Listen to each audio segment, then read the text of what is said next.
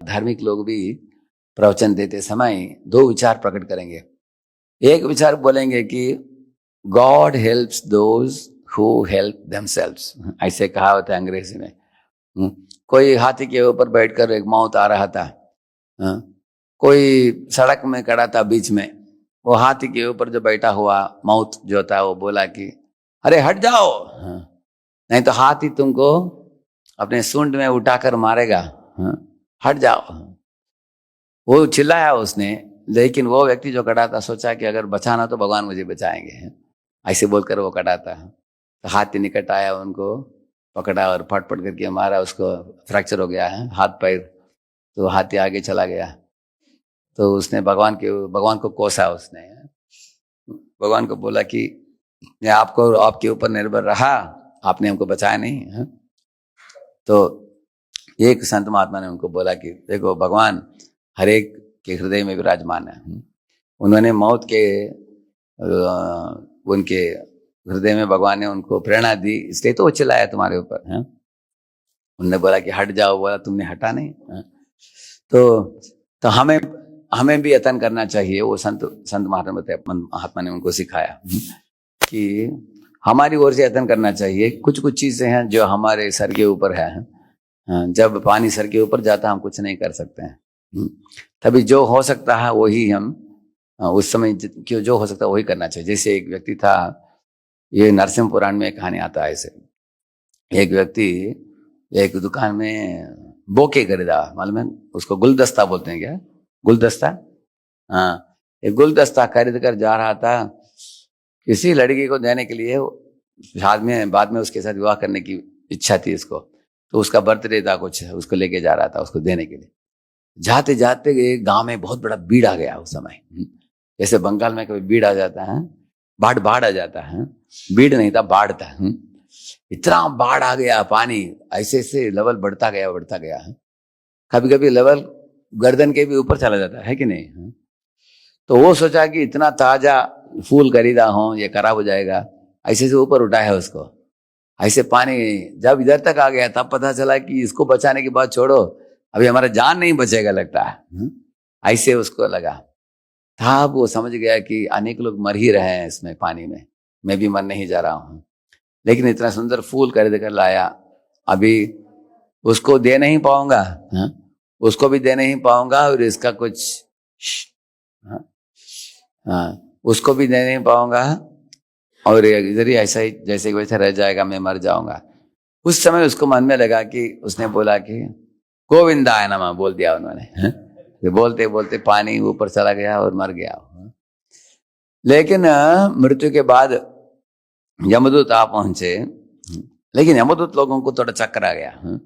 उन्होंने सोचा कि जीवन भर बहुत पाप किया है इसने, लेकिन एक गोविंद का नाम लिया है इसने। इसलिए यमराज के पास जाकर बोले कि गोविंदाय नमः लास्ट में बोला उसने, उसको क्या करने का? यमराज बोले कि हट जाओ आप लोग, निकट मत जाओ, मैं जाऊंगा खुद। तो भैंस के ऊपर बैठ कर यमराज खुद ही आ गए उसके पास। तो यमराज ने उसको बोला, देखो तुमने पाप बहुत किया है, तुमको नरक भी जाना पड़ेगा, लेकिन एक नाम लिया तुमने, इसलिए तुमको स्वर्गवास प्राप्त होगा और देवताओं के संग प्राप्त होगा, ऋषि मुनियों के संग प्राप्त होगा तुमको 5 मिनट के लिए बस। अभी तुम खुद सुन लो, पहले तुमको क्या चाहिए? स्वर्गवास चाहिए, नरकवास चाहिए पहले? तो ये बोला तो नरक तो है ही, बाद में देख लेंगे नरक को, पहले स्वर्गवास प्राप्त हो जाए तो अच्छा होगा। उन्होंने बोला ठीक है चलो। तो स्वर्ग में लेके गए उनको। तो स्वर्ग में जब पहुंचा, उधर नंदनंदन बगीचे में लेकर गए। नंदनंदन बगीचे में बहुत कुछ फूल थे, रंग बिरंगे फूल थे, बहुत सुगंध निकल रहा था उधर फूलों से। तो उधर जो पारिजात वगैरह होता है उसमें इतना सुगंध होता है। जब भगवान कृष्ण द्वारकाधीश के रूप में सत्यभामा को लेकर गए ना गरुड़ के ऊपर, वापस लौट रहे थे, एक पारिजात को काट लिया उन्होंने, तो उनको दे दिया सत्यभामा को।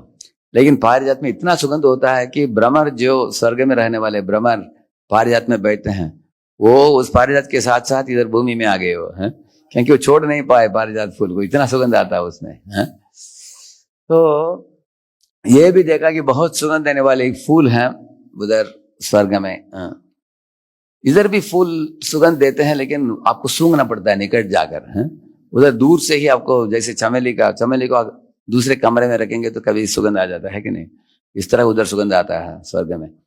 तो इसने सोचा कि इन फूलों का सदुपयोग होना चाहिए। तब उनके मन में एक तुरंत एक आइडिया आ गया कि मैंने एक ही नाम लिया, क्या बोला? गोविंदाय नमः। एक नाम लेने से हमको नरक जाने के बदले स्वर्गवास 5 मिनट प्राप्त हुआ है। अगर हम अनेक का नाम लेंगे तो और भी लाभ प्राप्त होने की संभावना है। जितना अभी 5 मिनट के समय दिया गया है, जितना लूट सकता है लूट लो नाम, भगवान का नाम। ऐसे बोलकर उधर कैंची पड़ा था, कैंची से काट काट कर एक एक फूल रखकर गोविंदाय नमः, केशवाय नमः, माधवाय नमः, नारायणाय नमः, भगवान के अलग अलग नाम लेते हुए फूल को ऐसे एक एक उखाड़ कर भगवान का स्मरण करते हुए फेंका उसने।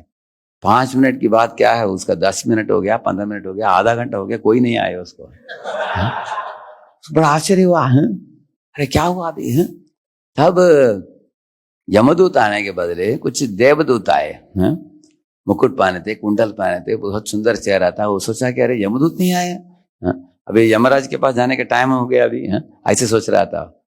देवदूत ने एक चिट दिया, चिट में पढ़ा, उसमें लिखा था कि आपने स्वर्ग में जाकर इतना पुण्य अर्जित कर लिया आपने, भगवान का विविध नाम लेकर, इसलिए आपका नरकवास रद्द हो गया, आपका सेवक यमराज, ऐसे लिखा था उसने। तो खुश हो गया वो, और यमराज ने उधर ये भी लिखा था कि अगर स्वर्गवास में तुम गड़बड़ मत करोगे, उधर रहकर तुम भक्ति करोगे तो भगवत धाम लौट जाओगे, तुमको नरक आने की जरूरत नहीं है। तो इस तरह का वो एक श्लोक आता है भागवत में, ऐसे एक श्लोक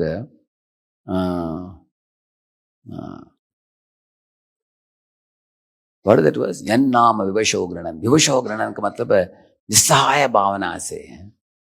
एक व्यक्ति अगर भगवान का नाम लेता हो, जब मृत्यु निकट आ गया है तब विवश होकर कोई नाम लेता हो, ऐसे नाम लेने वाले को बहुत लाभ है उसको, अंतिम काल में। तो कोई बोलेंगे प्रभु जी तो अंतिम काल में नाम देना है ना, बस जीते समय क्या चिंता करना है, अंतिम काल में नाम ले लेंगे, ऐसे कुछ लोग सोचते हैं। तो लेकिन अंतिम काल में नाम लेने के लिए कुछ अभ्यास की जरूरत है। एक स्कूल में एनिवर्सरी प्रोग्राम चल रहा था, उसमें 2000 लोग बैठे थे ऑडियंस में, और एक सुंदर खूबसूरत लड़की आई स्टेज में और भरतनाट्यम किया उन्होंने, जैसे कृष्ण के कालिया नर्तन लीला का, इतना सुंदर नृत्य करके दिखाया, सब लोग ताली बजाया। तो एक लड़का बैठा था ऑडियंस में, उसको लगा कि अरे इतना बढ़िया डांस किया उन्होंने, तुरंत तो ऑर्गेनाइजर्स के पास पहुंच गया, बोला कि मुझे भी एक चांस दीजिए, मैं भी डांस करता हूँ। तो वो लोगों ने पूछा कि क्या आपका अरंगेट्रम हो गया? अरंगेट्रम का मतलब अभ्यास, 8 साल का अभ्यास है, और उसका प्रेजेंटेशन वगैरह होता है, हुआ क्या? वो बोला अभी तक मैंने ट्यूशन नहीं लिया है भरतनाट्यम के लिए, लेकिन नाच कर ट्राई करने के लिए वो जीता है। बोला तो क्या अलाउ करेंगे उसको, अनुमति देंगे उसको? अगर एक व्यक्ति अभी तक नाचा ही नहीं है, उसको स्टेज में नाचने के लिए ट्राई करने के लिए छोड़ेंगे ऐसे बड़े ऑडियंस में? वो बोले अरे चले जाओ, इधर हमारे पास ट्रेन्ड लोग दर्जनों लोग हैं, उनको छोड़कर तुमको क्यों बुलाएंगे? तो प्रभुपाद जी उदाहरण दे रहे हैं, उदाहरण बोलते हैं कि suddenly one day you can not dance like a Bharatanatyam dancer who is expert dancer. Expert dancer का मतलब है बहुत सालों से उन्होंने अभ्यास किया। इस तरह मृदंग भी बढ़िया बजाने वाले जो होते हैं ना, उनका 6 महीने कम से कम ट्रेनिंग है उनका, 6 महीने 1 साल। हाँ, कुछ लोग मृदंग में देखता हूँ लेते हैं और हाथ बहुत फेरते हैं, लेकिन आवाज नहीं निकलता है सही ढंग से। कुछ लोग देखा आपने? इसलिए नहीं, उनको इच्छा, जैसे परम पूज्य लोकनाथ महाराज के रथ यात्रा मैंने देखा हूँ, ऐसे 4-5 लोग ऐसे बजाते हैं मृदंग, बढ़िया बजाते हैं वो लोग, है ना? देखा आपने? वो कीर्तन का पार्टी होता है, ऐसे बजाते हैं, ऐसे बजाते हैं, लेकिन उन लोगों का बड़ा अभ्यास है। तो जिसका पियानो में भी अभ्यास की जरूरत है, टाइपिंग में भी अभ्यास की जरूरत है, मृदंग बजाने के लिए अभ्यास की जरूरत है, गाने के लिए भी, अच्छा गाने के लिए कुछ लोग बढ़िया गाते हैं ना। अभी मायापुर में, वृंदावन में देखिए, वो लोग घंटों घंटे साधना करते करते करते उनके कंठ में एक तरह का मधुरिमा आ जाता है। आप देखते जैसे आइंद्र प्रभु की कीर्तन सारे दुनिया सुनता है, क्योंकि वो घंटों घंटे भगवान के सामने बैठकर धीरे धीरे कीर्तन करते करते सालों साल एकदम स्मूथ हो गया, वो प्रैक्टिस हो गया ऐसे, है अभ्यास हो गया। तो हम भी भक्ति में अगर प्रेम से भगवान को पुकारना चाहते हैं तो उसके लिए अभ्यास की जरूरत पड़ेगी।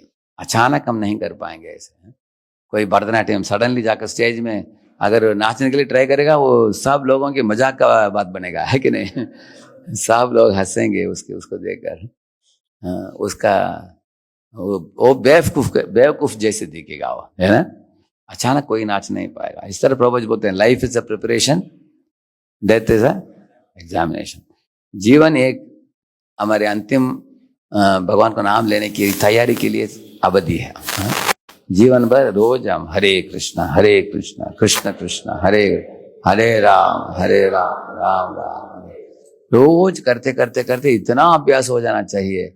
रात में भी अगर आपको जगाया जाए, कुछ डरावनी चीज आ गया रात को, तुरंत आप नाम लेंगे, हरे कृष्ण बोलेंगे, आप तुरंत आप हरे कृष्ण लेंगे।